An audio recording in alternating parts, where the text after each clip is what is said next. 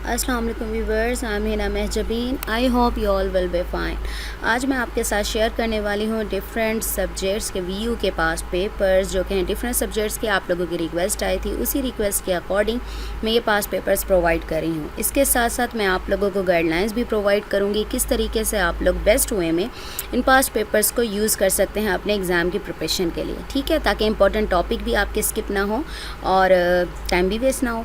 Okay जी, sharing start है यानी बताने से पहले या गाइडलाइंस देने से पहले अगर आप मेरे चैनल पर न्यू हैं तो प्लीज़ मेरे चैनल को सब्सक्राइब कर दें, बेल आइकन को ज़रूर क्लिक कीजिएगा ताकि अगर आपकी रिक्वेस्ट आती है कोई पास पेपर्स के लिए तो मैं नेक्स्ट अपकमिंग जो हमारी वीडियोस होती हैं उनमें वो पेपर्स अपलोड करती हूँ। तो आप लोग अगर बेल आइकन को सब्सक्राइब करके बेल आइकन को क्लिक नहीं करते तो उसका नोटिफिकेशन नहीं पहुँचता आप तक, फिर आप वही चीज़ मुझसे बार बार कह रहे होते हैं कि ये भी अपलोड कर दें, ठीक है। और डिस्क्रिप्शन बॉक्स ज़रूर देखा करें ताकि पता चले कि कौन से पेपर्स मैं अपलोड कर चुकी हूँ। ओके जी, लाइक भी कीजिएगा, शेयर भी कीजिएगा। Okay, let's start. चलें जी, हम गाइडलाइन से स्टार्ट करते हैं। बाद में पेपर्स दिखाऊंगी कि कौन से पेपर्स प्रोवाइड करें, ठीक है। तो गाइडलाइंस प्रोवाइड करूंगी, ये कोई किसी ने कही नहीं है, ये मेरी अपनी है, यानी कह लें एक्सपीरियंस मैं आप लोगों के साथ शेयर करती हूँ कि किस तरीके से आप लोग अपना टाइम वेस्ट किए बगैर अपने पेपर्स की प्रिपरेशन कर सकते हैं और इम्पॉर्टेंट जो टॉपिक्स हैं वो कवर कर सकते हैं, ठीक है। तो मैं तो न्यू थी तो मुझे तो ज़्यादा टाइम, कहते हैं ना, टाइम वक्त के साथ साथ इंसान को पता चलता जाता है, यानी मैच्योर होता जाता है। इसी तरीके से मुझे भी पता चलता गया किस तरीके से ये मैंने खुद जो टू मेथड्स बताऊंगी आप किस तरीके से इसको यूज़ कर सकते हैं। ये मैं खुद ऐसे यूज़ करती थी और अपने पेपर की प्रिपरेशन करती थी। फर्स्ट टू जो सेमेस्टर से उसमें तो मुझे कुछ पता ही नहीं चला कि ऐसे भी करूँ तो मुझसे इजीली हो जाएगी प्रिपरेशन, ठीक है।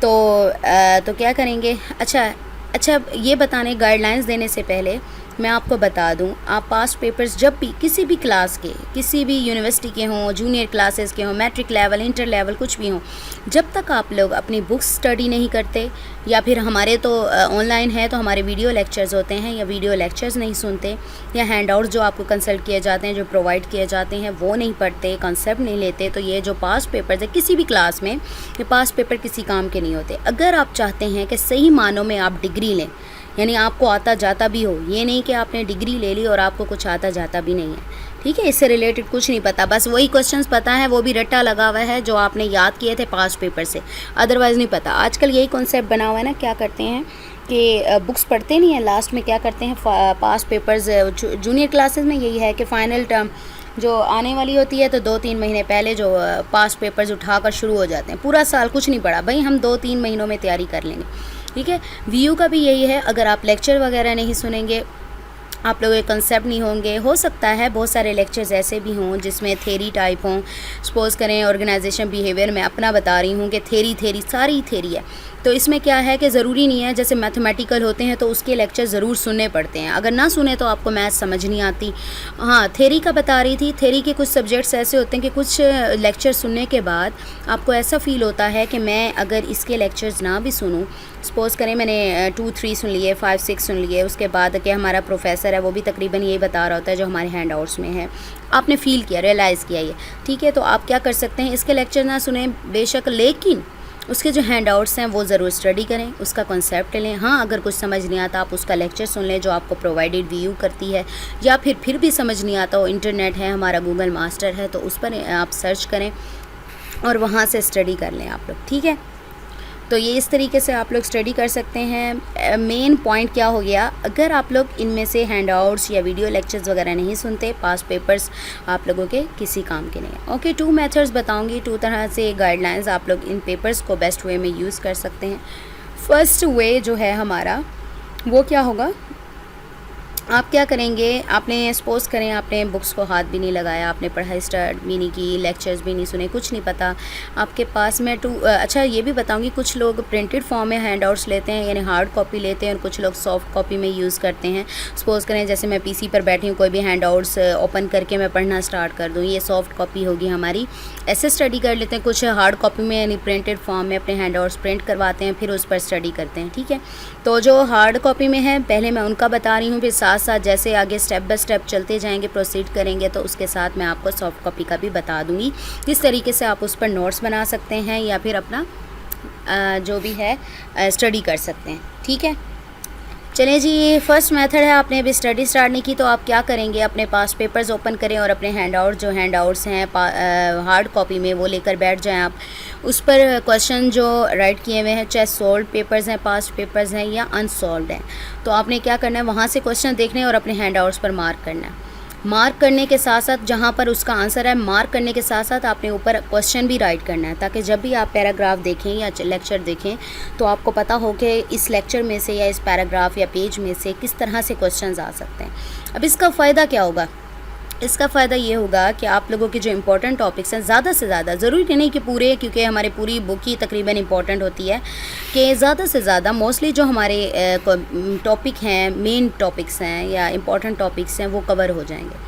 अनइम्पॉर्टेंट मैं क्यों कह रही हूँ कैसे कवर हो जाएंगे? मैं पढ़ रही थी तो क्या करती थी, जैसे लेक्चर एक प्रिपेयर करते हैं, मैं ये पहले भी बता चुकी हूँ, जिन स्टूडेंट्स ने पहले सुना शायद उन्हें बोरिंग लगे, लेकिन ये मैं न्यू स्टूडेंट्स जो अब मेरी वीडियो देख रहे हैं या सुन रहे हैं तो उनके लिए बता रही हूँ। जब मैं स्टडी करती थी तो मेरे साथ क्या होता था कि मैं जब एक लेक्चर प्रिपेयर कर लेती, समटाइम्स ऐसा होता है कि मैं तो ख़ास तौर पे ऐसे होता थक जाती थी। जैसे एक लेक्चर पढ़ लिया हैंड आउट से, बेशक लेक्चर वीडियो नहीं सुनी, तो पढ़ लिया, तो लास्ट पेज या लास्ट पैराग्राफ रह गया, बस अनइम्पॉर्टेंट समझ के मैंने छोड़ दिया। मैंने कहा अनइम्पॉर्टेंट लगता है, मैंने पूरा लेक्चर तो प्रिपेयर कर लिया, आना होगा तो इधर से आना, कौन सा टीचर ने हमें यहाँ से दे देना। ये अब की नहीं बल्कि बचपन में भी ऐसे होता है बहुत सारे स्टूडेंट्स के साथ कि लास्ट में है, कोई नहीं, इतना अनइम्पॉर्टेंट सा लग रहा है, इसमें क्या है, कोई बात नहीं, इसमें से कौन सा आ जाना है।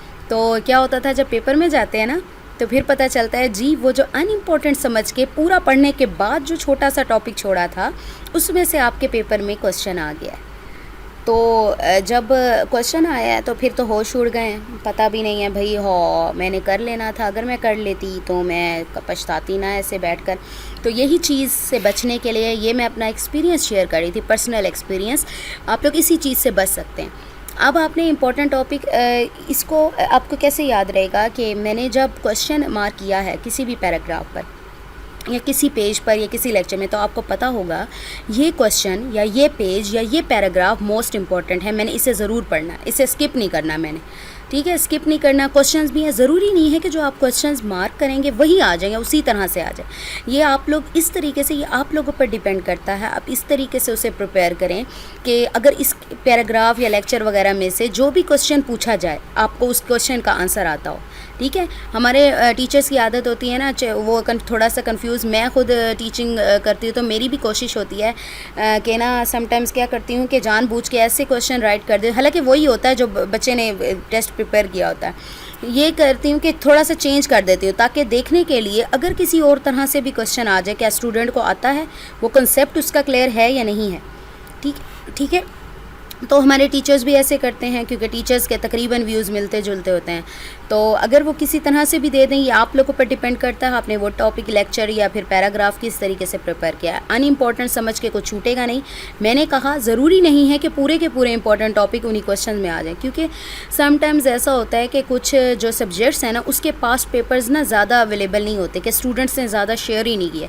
अब जो आज भी पेपर्स हैं उनके भी इतने ज़्यादा पेपर्स शेयर नहीं किए हुए, जितने पेपर्स उन्होंने शेयर किए थे मैं वही आप लोगों के साथ शेयर कर रही हूँ। ठीक है, तो क्या है, अच्छा फर्स्ट स्ट्रेटजी हमारी ये हो गई कि आपने स्टडी स्टार्ट नहीं की और सारे क्वेश्चंस मार्क कर लिए और इंपॉर्टेंट टॉपिक्स यानी अनइम्पॉर्टेंट समझ के कुछ नहीं छोड़ेंगे। दूसरा जो हमारा मेथड है उसमें क्या है, आप करें ये कि पहले आप लोग क्या करें कि कुछ लेक्चर सुन लें। कोई भी बुक है आपकी तो उसके कुछ लेक्चर्स आप लोगों ने सुन लिए हैं, सपोज़ करें मिड टर्म की। अच्छा, ये गाइडलाइंस मिड टर्म के लिए भी सेम जाएंगी, फाइनल टर्म के लिए भी सेम जाएंगी। ठीक है, तो आपने क्या किया है कि कुछ लेक्चर्स सपोज़ करें 22 लेक्चर्स हैं तो आपने 11 या फिर 10, 8 जितने आपको इजी लगे तो आपने सुन लिए हैं। उसके बाद ये जो पास्ट पेपर्स प्रोवाइड किए जा रहे हैं या आपके पास अवेलेबल होते हैं तो आप उसमें से जो क्वेश्चंस हैं वो मार्क करें अपने हैंडआउट्स पर, जैसे मैंने पहले बता दिया। फ़ायदा वही है जो मैंने आपको पहले भी बताया है, इंपॉर्टेंट टॉपिक्स जो हैं हमारे वो कवर हो जाएंगे, अनइम्पॉर्टेंट समझ के कोई नहीं छोड़ेंगे। ठीक है, तो इसको अच्छे तरीके से प्रिपरेशन का वक्त मिल जाएगा, आपको पता होगा कि किस तरीके से क्वेश्चन पूछे जा सकते हैं। अब स्टडी करके क्या फ़ायदा होगा, यानी आपने पहले स्टडी, आपको पता होगा कि ये जो क्वेश्चन पूछा जा रहा है ना किस लेक्चर में है, पेज नंबर तो याद नहीं रहता कि मैंने ये पीछे पढ़ा है, ये मैंने अभी स्टडी किया ना, इतने लेक्चर 8 या 10 किए हैं, इसमें ना ये टॉपिक आया था कि मैं उसको ढूंढ कर वहाँ पर क्वेश्चन मार्क कर लूँ और आंसर मार्क कर लूँ। पेंसिल यूज़ कर लें, पेन यूज़ कर लें, आप लोगों की मर्ज़ी है। क्वेश्चन ज़रूर राइट कीजिएगा ताकि पता चले कि किस तरह से पूछा जा सकता है, ठीक है। तो मार्क कर लिया आप लोगों ने तो इजी हो गया आपको, यानी टाइम भी बच जाएगा आप लोगों का। जब भी आप लोग पढ़ने बैठेंगे तो आपको पता होगा कि ये इंपॉर्टेंट टॉपिक है और अच्छे तरीके से प्रिपेयर करना है। चलिए जी, ये तो बता दिया मैंने किस तरीके से आप लोग मार्क कर सकते हैं। अब प्रॉब्लम थोड़ी सी यहाँ पर भी आती है, जब आप लोग पेपर पर क्वेश्चंस मार्क करेंगे, हार्ड कॉपी की अभी बताती हूँ, हार्ड कॉपी पर मार्क कर रहे हैं तो कोई टॉपिक सपोज करें आपने नहीं पढ़ा हुआ, तो आपको कैसे पता चलेगा कि पूरी बुक आप पेजेस टर्न करेंगे, इतनी मुश्किल से वो टॉपिक मिले या ना मिले कि या ये क्वेश्चन कहाँ पर है, क्योंकि कीवर्ड्स यूज़ करते हैं ना। सपोज करें सॉफ्टवेयर इंजीनियरिंग है तो इंजीनियरिंग आप ढूंढेंगे, सॉफ्टवेयर इंजीनियरिंग कहाँ लिखा हुआ है कि आंसर भी उसका वहीं पर रेलिवेंट होगा, ठीक है। तो ढूंढेंगे, वो नहीं, ऐसे नहीं मिलता। तो आप क्या करेंगे, उसके लिए अपने जो हैंड आउट्स हैं, आप पास्ट पेपर से आंसर मार्क करने हैं, क्वेश्चन मार्क करने हैं, आप क्या करेंगे, अपने हैंड आउट्स हार्ड कॉपी में लेकर बैठे हैं हाथ में, ठीक है। सपोज करें हाथ में लेकर बैठे हैं आप, अपने पास्ट पेपर्स भी पीसी या लैपटॉप पर ओपन है, ठीक। तो उसके साथ साथ आपने क्या करना है, उसी सब्जेक्ट के आपने हैंड आउट्स भी ओपन करके बैठना है। पीडीएफ में आते हैं मोस्टली पीडीएफ। सपोज करें मैं ये ले लेती हूँ, मेरे पास CS 403 के हैंड आउट सामने हैं तो उसको ओपन कर लेती हूँ। चलें जी, हैंड आउट्स ओपन हो गए तो हम क्या करेंगे, चलें जी इसको कर लेते हैं। चलें, सर्च करना है हमने तो कंट्रोल F करेंगे, आपके पास सर्च बार निकल आएगी। उसमें सपोज करें मैं सर्च करना चाहती हूँ व्हाट इज़ डेटाबेस या define database, what do you know about database. तो डेटाबेस मेरा मेन कीवर्ड है जिसका मुझे आंसर चाहिए, तो मैं इसको सर्च कर लेती हूँ या सर्च बार में राइट करती हूँ और इसको सर्च कर लेती हूँ। एंटर करें। अब जहाँ जहाँ डेटाबेस राइट किया हुआ है वो वहाँ वहाँ मुझे ले जाएगा जहाँ मेरा रेलिवेंट आंसर होगा। ये तो आप लोगों को सर्च करना आता है ना, जहाँ मेरा रेलिवेंट आंसर होगा मैं वहीं पर स्टॉप कर जाऊँगी। तो देखें यहाँ पर तो अभी मेरा नहीं आया, एंटर करते जाएँ करते जाएँ। चलें जी, ये देखें डेटाबेस डेफिनेशन। चले देखते हैं कहाँ है डेटाबेस। सपोज़ करें मेरा डेटाबेस है ये डिज़ाइन एप्लीकेशन। चलें सपोज़ करें मेरा आंसर बनता है, मैं एग्जांपल ले रही हूँ, ज़रूरी नहीं है इसका आंसर ये हो, तो मेरा आंसर यहाँ से लेकर सपोज़ करें यहाँ तक बनता है। तो मैं पहुँच गई हूँ अपने आंसर पर। ये तो आप लोगों का थोड़ा सा मेंटालिटी है कि आप किस तरीके से आपको पता चलता है कि इसका आंसर क्या है। अब क्वेश्चन आपको पता है, उसका आंसर आपने ढूंढना है। तो यहाँ से लेकर यहाँ तक आप देखें अपने हैंड आउट्स पर पेज नंबर देखें कि यहाँ 9 लिखा हुआ है, लेकिन फिर भी आप लोग पेज के टॉप या बॉटम पर देख लें पेज नंबर राइट किया होता है, ये 9 है, ठीक है, ये सेम जा रहा है 9 पेज नंबर। अपने जो हार्ड कॉपी में हैंड आउट्स आप लोग लेकर बैठे हैं वहाँ पर पेज नंबर 9 ओपन करें और वहाँ पर यहाँ से लेकर यहाँ तक अपना जो क्वेश्चन है ना वो मार्क कर लें, यानी आंसर उसका, ठीक है। मार्क करने के बाद फिर ऊपर क्वेश्चन ज़रूर राइट करना है। जैसे मैंने पहले बताया, अगर क्वेश्चन राइट नहीं करेंगे तो पता कैसे चलेगा कि किस तरीके से क्वेश्चन पूछा जा सकता है, याद थोड़ा रहेगा जब याद करेंगे, ठीक है। तो मार्क कर लेंगे। ये तो हो गया आप लोग जब हार्ड कॉपी में यूज़ करेंगे। और जो सॉफ्ट कॉपी में याद करते हैं, यानी वो जैसे मैं पीसी में ये ओपन करके बैठी हूँ अपने हैंड आउट्स, तो इस तरह से स्टडी करते हैं, वो किस तरीके से अपने नोट्स बना सकते हैं या ऐसे क्वेश्चन जो पास पेपर्स के हैं वो मार्क कर सकते हैं। उन्होंने क्या करना है, आप यहाँ देख लें पीडीएफ में ही 2 फंक्शंस आते हैं, टूल्स हैं, ये टूल टिप करती हूँ, यहाँ पर राइट किया हुआ आ जाएगा। देखिए हाईलाइट टेक्स्ट आ रहा है और यहाँ पर स्टिकी नोट आ रहा है, ठीक है, ऐड स्टिकी नोट। हाईलाइट का तो आप लोगों को पता है, हाइलाइटर यूज़ होता है अपने नोट्स बनाने के लिए या इंपॉर्टेंट जो भी हमारे पैराग्राफ्स होते हैं हम उसे हाईलाइट करते हैं। हमने अगर आंसर हाईलाइट करना है तो मैं इसको ये ही यूज़ करूँगी। देखें हाईलाइट हो गया मेरे पास हाईलाइटर, वो सिलेक्टेड था, मैंने यहाँ से देखें इसको सिलेक्ट करें और यहाँ से लेकर यहाँ तक इसको हाईलाइट कर लें, ठीक है। ये हमारा जो आंसर है सपोज़ करें वो हाईलाइट हो गया। अब स्टिकी नोट्स किस लिए यूज़ होंगे, आप लोगों ने आजकल देखा होगा बहुत ज़्यादा इन है, पहले भी लगाते थे लेकिन बच्चे ज़्यादा यूज़ कर रहे हैं कि बुक्स को ख़राब किए बगैर वो ना पेस्ट कर देते हैं नोट्स अपने क्वेश्चंस राइट करके। तो आप लोग यहाँ पर इसी को यूज़ करेंगे। मैंने आपसे कहा था कि क्वेश्चन ज़रूर राइट कीजिएगा, इस तरह से आप लोग अपना क्वेश्चन यहाँ पर करें। ये देखें ये स्टिकी नोट इसी तरह से चिट्स सी होती है, अगर पोर्टेबल भी देखें आप लोग जो बच्चों ने ली होती हैं चिट्स सी होती हैं, तो आप यहाँ लिख सकते हैं डिफ़ाइन डेटाबेस, ठीक है। तो क्वेश्चन मार्क लगाएं, ये देखें ये मेरा डेटाबेस, यानी ये मिनिमाइज़ करें। देखें बिल्कुल ख़राब हुए बगैर आपने हाईलाइट भी कर लिया और इस तरीके से आप जिस तरह चाहें जितने क्वेश्चन चाहें हाईलाइट करें और उसके ऊपर इसी तरीके से स्टिकी नोट लगा दें। देखिए मैं जैसे ही कर्सर ले जाती हूँ तो डिफाइंड डेटाबेस नज़र आ रहा होगा आपको, ठीक है। नहीं तो आप इसको क्लिक करेंगे तो आपके पास ये नोट निकल आएगा और इसमें जो भी क्वेश्चन आपने राइट किया होगा वो विजिबल हो जाएगा, ठीक है। इस तरह से नोट्स बना सकते हैं, ज़रूरी नहीं है इसी सब्जेक्ट का हो, हर सब्जेक्ट का कर सकते हैं, कोई भी क्वेश्चन हो। तो ये क्या होगा, आप टाइम वेस्ट किए बगैर, बजाय इसके कि आप बार बार पेजेस टर्न करें हार्ड कॉपी में या फिर आप लोग जो सॉफ्ट कॉपी में याद कर रहे हैं, लर्न कर रहे हैं, तो उनके लिए भी ईजी हो जाएगा। याद रखिएगा जब आप इस तरीके से हाईलाइट वगैरह करते हैं उसके बाद सेव करना मत भूलिएगा। अगर आप अपने हैंडआउट्स को यानी जो आपने चेंजेस वगैरह किए हैं, आपको पता है ना जैसे वर्ड में चेंज करते हैं तो उसको सेव करना पड़ता है, तो इसमें भी आपने क्या करना है, सेव एज़ या सेव एज़ कर लें या सेव में चले जाएं। आप इसको हैंडआउट्स को जो चेंजिंग किए हैं आप उसको सेव करें, फिर निकल आएगा वो डेस्टिनेशन वगैरह। मेरे तो हैंडआउट्स हैं, मैं तो कैंसिल करी हूँ, आपने जैसे सेव करना है वैसे सेव कर लें, ठीक है। चले मैं आपको दिखा देती हूँ कि आपको आज कौन से पेपर्स ओके जी, पेपर्स तो मैं आप लोगों को प्रोवाइड कर देती हूँ। इसके साथ साथ मैं ईमेल आईडी भी प्रोवाइड कर दूँगी जो कि वीडियो के डिस्क्रिप्शन बॉक्स में दे देती हूँ लास्ट में। अगर आपको असाइनमेंट्स में जीडीबीज़ या फिर क्विज़ेज़ वगैरह में स्टडी रिलेटेड कोई भी हेल्प चाहिए हो तो आप लोग मुझे ईमेल कर सकते हैं या फिर वीडियोज़ पर कमेंट कर सकते हैं। ओके जी, let's see which papers I am providing. Okay जी, BIF 401 mid term past papers, CS 602 mid term past papers, ISL यानी इस्लामिया 201, पाक स्टडी यानी PAK 301 mid term past papers. Okay जी, how you can access this papers, so let's C.